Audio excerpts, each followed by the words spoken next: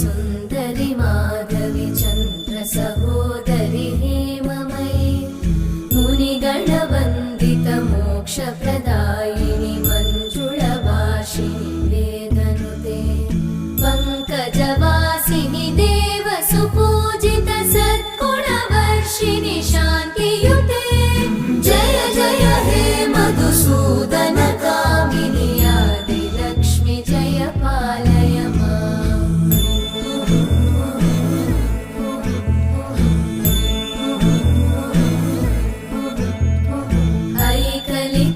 ऐकलिकल्मषनाशिनि कामिनि वैदिक